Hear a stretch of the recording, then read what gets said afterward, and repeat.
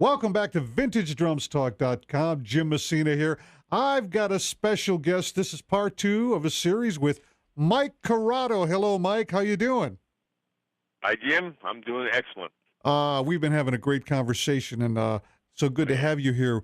We're talking about Mike Corrado's Duall, fantabulous Duall drum that he's found, and it's actually an engraved model.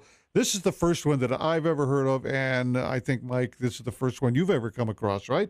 Yep. Okay. Yep. Definitely. We're going to continue with our story. If you're just seeing us for the first time, go back and find part one, and go watch that, and then pick it up with us here. But we were talking about the shell of this drum and some of the hardware, and now we're moving on to the actual engraving of the shell. Now, Mike, you've dealt with many engraved drums, kind of like John Aldridge. You know, he's known for all his work with Ludwig Black Beauties and the actual Oh, yeah. engraving patterns. You noticed something different about this drum, didn't you, as far as the engraving goes? Yeah, but just for one quick thing, to go back to John Aldridge. Actually, because of him, I got into Black Beauties. Really? I just remember, years ago, I just remember reading his articles, and they just they intrigued me. So Huh.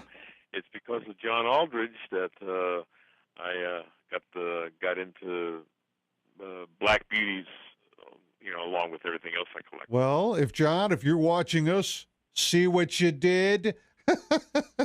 Look what you Right. did here to Mike. Right. Okay, Mike, That's a what's good thing. what's what's the deal with the engraving on this drum? Well, I think it looks a little more ornate than the engraving on a regular Slingerland Black Beauty. I think I just kind of dawned on me maybe the reason why. If you notice, the Dual has a bead, and the Slingerland Black Beauties have the three ribs. Correct. Right. And, Okay. right, and maybe it looks like that the bead doesn't take up as much room as the three ribs, so maybe they can fit a little more wave or a little more circular motion. I see But that. I'm other than looking that, at it. yeah. Yeah. But other than that, it seems like it's just a little more ornate, which kind of is interesting compared to, like I wrote in my article, that the Ludwig and Ludwig, as they were phasing out their Black Beauties, their flower pattern, which the six plus four, 10 Right. petal, Mm-hmm.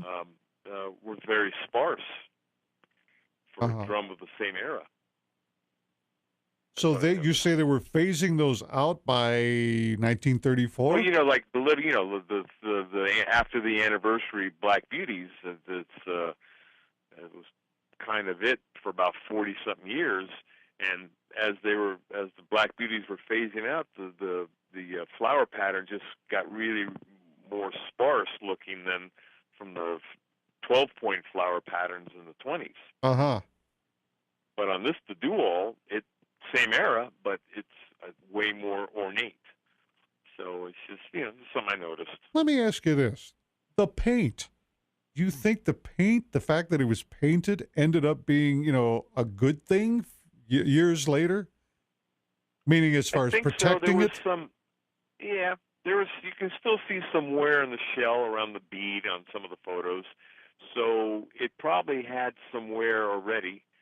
But I think after when it was painted white, it at least didn't get more worn out. Because you can see the wear parts in the shell. I mean, the shell definitely shows its age, but Mm-hmm. I would say that the white enamel, the white lacquer, whatever it was, probably helped it a little bit, you know, Did preserving it. did the original the person you bought it off of, did he have any idea how this drum got painted, or did he say where he got it, or Yeah, he got it. His girlfriend saw it in a art classroom in a middle school. So wow. she alerted him, and he went down there and made the deal, and then started to take the paint off and notice it was engraved. And so then, when I made the deal with him, I said, "Okay, that's good on the stripping. Let me do it now." Yeah, yeah, And stop. he's not Right. saying that he couldn't do it. I would never Mm-hmm. say that because but I just wanted to do it myself, you know. Right. That's the fun of it, you know. Yeah, and so that's how it was. It was in an art classroom in a middle school. Ah, interesting. Yep, So now, girlfriend definitely got some points on that I day. was gonna say, is that yeah, really is. I wonder if the girlfriend, knew anything about vintage drums, or did she? Maybe she just thought, "Hey, I know where an old drum is." That's happened to me. People, one guy called me, just, "I got an old Yeah, drum," he says. right, Okay, can you tell me anything about it? And what do the lugs look like? Silence. Doesn't know what a lug right. is. So you got people like that they can be real good reporters for you, you guys. I mean, we're talking to Mike Corrado, top snare collector, in our community. And he does the same things that I've done, the same thing that can happen to you. Talk to your friends. They might turn you on to some old drum. They don't know what it is, but you might know what it is. So it still happens even to the guys on top. And Mike certainly is on top. So let's continue on here, Mike, with Sure. this Yeah, this this this drum. Now you had to put some as usual, calfskin heads, right? yeah. I had a couple wouldn't fit. I even wet them down and just was really is in it. But I found one. Found some Slingerland logo heads, caps. Great. So the shell looked like it was still in round, but sometimes mounting calf heads is just a little bit of a chore. So I found one and I soaked it enough on the top to loosen it up, not underneath, so we wouldn't get where the tuck is. And it went on. I took a little bit of elbow grease, but it got on. And the bottom one went on really easy. One of the heads I wanted to put on the bottom looked good, but it when I tightened it the shoulder of it was lower, and that Oh covered up yeah. some of that. So on this drum, I like to be able to I like to be able to see the engravings. Right. So the heads I picked out of my stash of heads were I guess ones that have what I guess they call it a shoulder or something Mm-hmm. like that. Yeah. Yeah. So you can see all. I like to see the engraving. Now, I'm curious. You've always had a great stash of parts to use, for your collection, and Yeah. that includes these, calfskin heads that you keep on hand. What do you think about the guys that are putting out new, freshly tucked calfskin heads? Have you Yeah. I Have you think tried any of Stern. those? I know you've used to use Yeah. Rob Cook's until he stopped Yeah. doing it, Stern. but He gets them from Stern, right? I think Stern is the calf head guy that took over for yeah, yeah. American Rawhide. Right, right. They were at the show Yeah. this year. I'm talking about the Chicago show, you guys. It's Yeah. the Yeah. They Stern. do. They do a great job. Yeah. Yeah. I get a lot of just when you do this for a long time and you establish nice contacts with people. Uh, I had one guy not this show, but the year before. Nice guy. He brought 12 drum heads for me, calf heads. Really, And we made freshly a fair new price. ones, new ones, Pardon me? new heads. No, old ones. Oh, okay, I Yeah. see. Yeah. And so sometimes I'll buy an old drum just for the heads, and then rebuild the drum and sell it. Yeah, yeah. I just like to put calf heads on my drum, on the ones that the museum drums. The modern day drums. Right. You'll never see. I never put a calf. I hate calf heads to play on. But Oh, as far don't as we the all? Right. authenticity. So you mentioned the word now, and I'm going to take off with it. You said the word museum. Now I get Okay, sure. I get mail from people, inquiring because you and I Yeah. will do an interview, or we'll have talked at the Chicago show, and we've done a spot, and they people are inquiring about Mike Corrado, and many of them have bought your first book that was out, and if you haven't bought it, folks, try to find it. It's out there. eBay. You can find it eBay. cheap on eBay or Amazon. That's right. And that book was really well done. And when you and I first got together and you were promoting that book, Yeah. you mentioned this was the first installment. This had to do with metal engraved drums, and then you were talking about a second one, which I was very interested in at that time because it was going to be all the stuff with all the wrap drums, with all the rare finishes, and so we haven't seen that yet. But in the past, people have been asking me about, well, when is Mike gonna? Sure.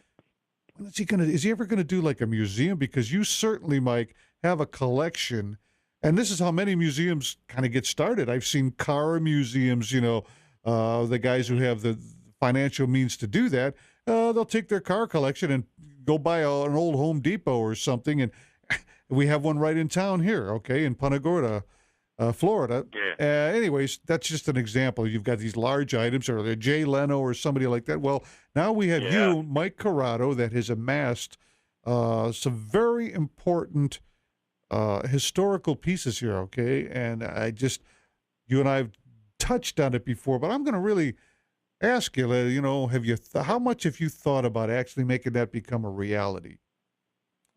Well, I've thought about it a lot. I would like it to be. Just I'm not sure how to go about it yet. What I'm looking for in an honest way, it's not. I'm not thinking, hey, I need a building and let's start a museum of American-made drums. No, I need a building, but I got the collection. I got 560 of these things, so I'm looking for a place to house them, and I would want to do it more like my own.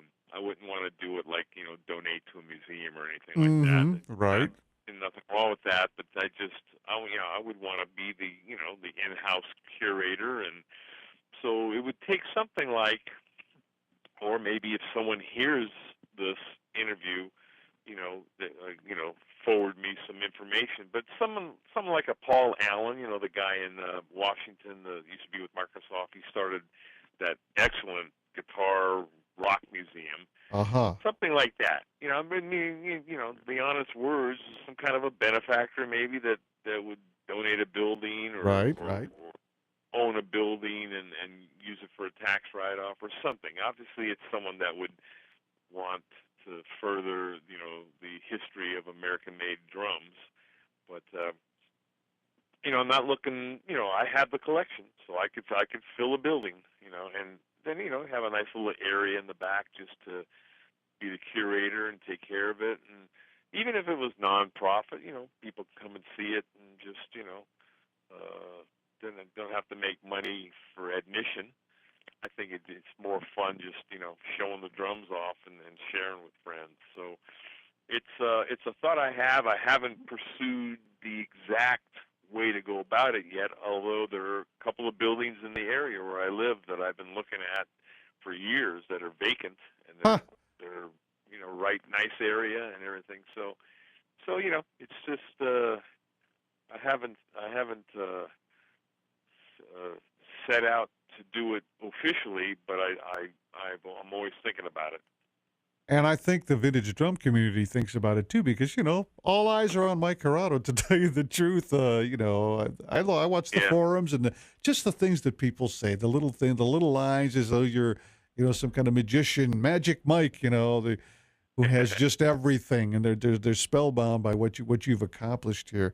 And this again is just a fine example. I can't believe it. So I've often just wondered, just when is Mike going to do it? How is he going to do it? Because time is marching on, and we don't want you to leave us and say, hey, he never did it. What's going to happen to all these drums?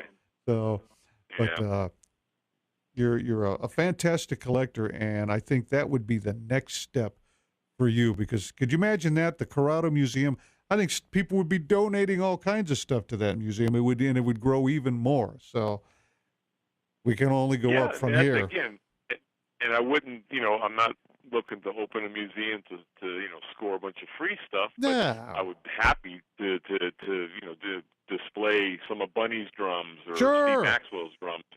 Just as that would be a great thing for them too. It's funny now that you bring my stuff. Yeah, you bring up Bunny, and I've been monitoring him lately, and I'm just thinking, what? Now look, what was it last year? There you were with Bunny's snare that you got. What do we call it? The terracotta. Oh yeah. Okay. Yeah. And That drum has been around for years in Bunny's collection. It's been in, I think, Rob Cook's book, or I'm not sure if it was John Aldridge's, but that's how long ago Bunny got that drum. And Yeah, I I noticed, remember. okay, now that he let that go, and the zebra drum this year. Yes. Hey, do you know who got that drum? You, Mike Corrado, of course. But you see what I'm saying? It's like, hey, Bun, is there something I don't know? You're getting rid of things that we all would say, hey, those are fantastic. I would never let that go. And I've asked this question Yeah, well, before. he has another one. He has another one. Of course. Yes, I know. Yeah. Uh, I mean, I sold him what do they call that? A marble pearl, I think it's called. Yeah, marble pearl, Ludwig and Ludwig. But I had a couple, so it's always easier to sell or trade when you got one or two, or three yes. of each. Yeah. Yeah. But when I see him, unloading that stuff, it just, what's he doing?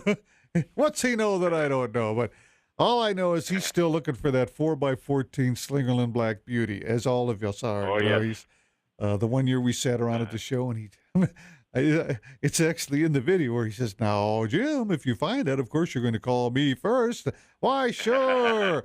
you know, who's going to end Yeah, up with it? 4x14 Slingerland Black Beauty, boy. Yeah. I mean, it's in the catalog, but And- other than that, Yeah. Now that shows you, everybody's kind of got a list. Yeah, we were talking about your Yeah. Holy Grail list. Bun's probably got one. What else would be on your list? This is Well, one of them. This Duall drum was one of them. But what yeah, else you got and in then, mind? well, like I said, the 4x14 Slingerland Black Beauty would be nice, Uh-huh. but the other ones, same catalog. The 4x14, 5x14, 6.5x14 artist model gold plated drums with that different engraving. I think it's in the 28 catalog. Okay. Yeah, those I've never even seen or heard of one of those.